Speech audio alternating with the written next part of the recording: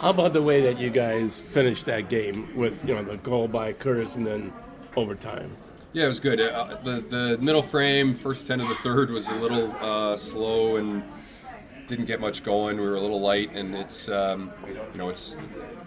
you always say the first game back home after a road trip, especially when it's you know when it's been a long road trip, you get home in the middle of the night, like you're worried about some energy, and it showed up a little bit there in the middle of the game. But we wheels were wobbling for sure. But after they scored that goal, we elevated and pressed, and everybody was on board and found a way to tie it, and then obviously win in overtime. So happy about that. Lots to continue to improve on. Obviously, got to find a way to steady the ship there when it's not going our way a little bit sooner. But happy that they again found a way when you're not playing your best, maybe not feeling your best. That's important. So good for them. Yes.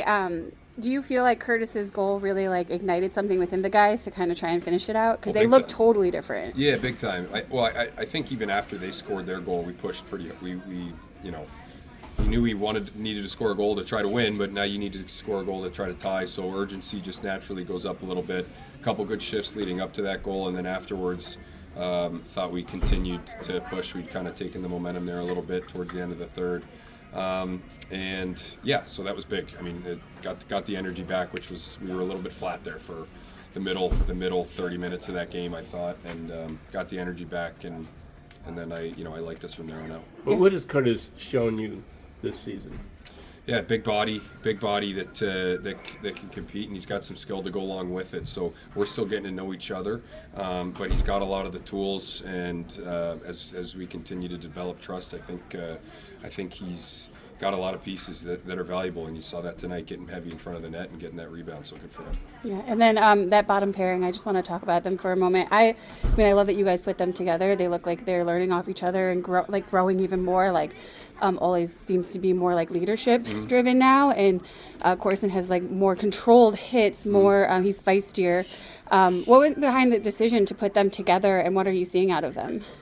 Yeah, we've played around with pairs quite a bit. Again, it's a lot of new players and players stepping in from, one year to the next with maybe some bigger roles, and so we've played around with that quite a bit.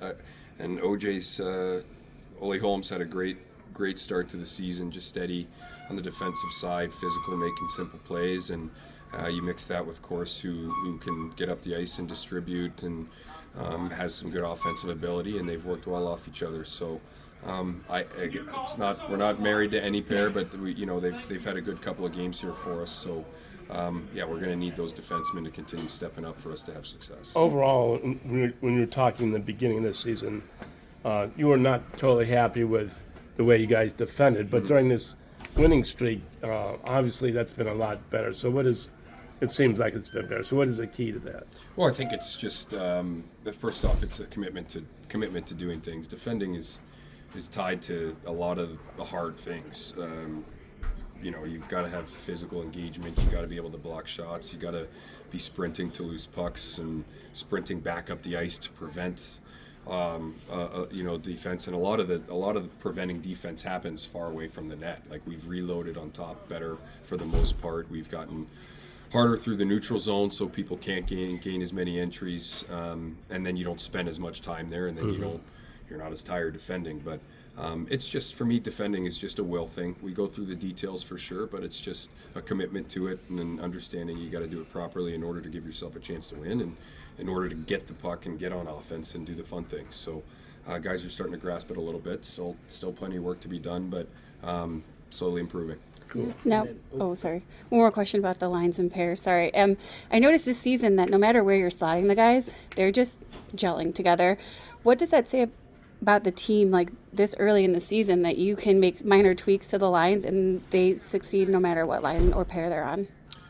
Yeah, I mean, I think we're going to be playing around with it. I don't love to switch them a ton. I like to give guys the opportunity to get to know their line mates and pairs and the way that they play. So as long as we see some type of familiarity and growth as far as they're playing, I like to give guys I like to keep it together when I can, and but there has been movement. Sometimes it's caused by poor games, sometimes it's caused by injuries or guys felt around the lineup, and we haven't had any issues with that. So I don't know what it says about the guys. They're all just ready to play and put their best foot forward. So we'll just see how it goes day by day. Thank you. Thank you. Thank you. All right. Could you just take us through that? Yeah, the line before us was doing a great job. They were ragging the puck, making them tired, and in overtime, that's what you got to do. You got to have 3 guys on the ice that are tired and change. Hunts and whoever the other 2 guys out there did a great job making a change. Got fresh bodies out. Fixie tried to hit me right away there. It was just a little behind me. I took it out. Knew that they were tired and thought maybe I'll try one-on-one. And I'm glad I got a step. Glad he was tired and it worked out. There's something I noticed about you this season that I've really loved. I've been following your career for a while, and people typically look at you as like the play finisher, but you have really excelled at like the play orchestration and the like assist guy. So why is that different with this team? Do you feel more comfortable with everyone, or it's really made your game go to another level? I mean, I think it kind of just depends on the year, kind of depends on the systems, depends on who you're on the ice with. I try to do a little bit of both. I mean, some years, I got guys that are good passers, and I got to be the shooter, and then there's other times I got good shooters, and I got to be the passer. I try to do both. I think I was a little too unselfish early on. Something that Bogey was talking to me about. I needed to shoot more. I was trying to distribute too much. Then finally in Utica, I started getting more shots off and trying to build confidence. Once the puck goes in, you hope that starts going a little more. So, I don't know. I don't think I'm doing anything differently. I think it's just it's just the role that I've been in. I've had the puck in my stick a lot. Usually there's a guy or 2 on me, so I have to distribute. But I've been playing with good players, and it makes it fun. Yeah. And then we asked you about the winning goal, but how about that first one, the setup for Silly? Could you talk about that one? Yeah, I mean, it was a good shift for our line. I can't remember who was on the point, but he made a good shot at the net, and there was just a quick rebound there. Saw Silly out of the corner of my eye, did a great job getting away from his D, getting open. I'm glad that their goalie I don't think he knew that he was there. I don't think he knew I was going to pass it that quick either, because I was below the goal line. And thankfully, it went right through the crease. He didn't put his stick down or anything, and Silly buried it and made sure it went in. So it was a good play by everyone. Yeah. How has it been being back since you were out for a few games? Good. Yeah, it's I haven't been hurt in years, so that was different. I think it's been almost 2.5 years or something since I've been hurt. Played every game the last couple of years, so it was frustrating, especially when you're coming here on a tryout. You're trying to earn a job. That was tough. You don't know what to expect after that. But the training staff did a great job. Got me back probably even quicker than expected. Just trying to keep doing things to take care of my body and feel really good. So I feel like once you get a couple games in your belt and your legs and your lungs come back, and then it's so much easier. So I feel a lot better now. Yeah. Now you mentioned it was tough. So how did you stay in like a positive mindset during those few games that you were out? Honestly, I think my faith is my rock. So I know God's got a plan, whether it's a plan that maybe might frustrate me at times, and maybe it's a great plan that I love. So I knew that no matter what happens, I'm going to get healthy again.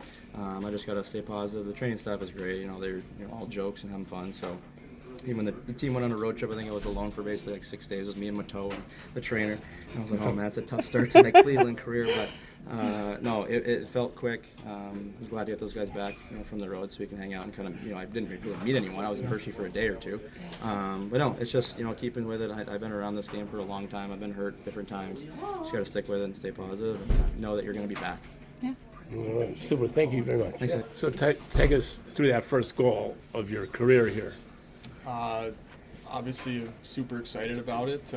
Puck just was kind of loose in front of the net, and I think it was Gaudet and Balzi that were battling there. So puck kind of squirted out and came right to me and put it in the back of the net.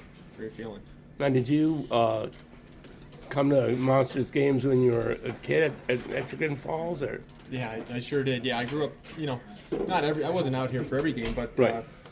I went to a bunch of games growing up, and I always loved doing it. So it's a really cool moment. Yeah. What was it like tonight, though? You score your first goal as a Monster in Cleveland. Mm-hmm. Like, what was that like for you? Just a really special feeling, and last week I had the chance to have my first game in Cleveland, so that was great too, and to make it my first point of the year as well, have it here at home with some family in the stands was like I keep saying, it's a great feeling, and I'm so thankful, and Yeah. happy. So. Did you know that you were going to be starting on that game last week, or did he let you know early enough? Like, what was the conversation about that? No, I didn't know until we were about to head out on the ice. So it was kind of a last minute thing for me. But and truthfully, I wasn't even thinking about it either. So when Coach said that we were starting, I was super excited to be out on the ice for the anthem there.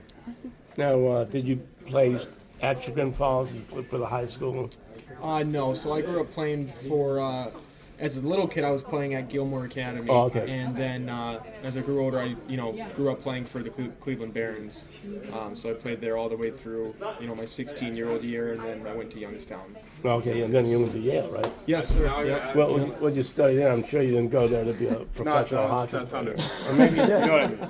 No, I studied political science while I was there, and I actually ended up leaving school early because of COVID and other reasons. So I actually just got my diploma this summer. So In political science? in political science. What Yes. would you want to do with that? I don't know yet. It's just a piece of paper right now. I'm not sure what it'll come to be. So. Well, thank you so much. Of course. Yeah, thank you.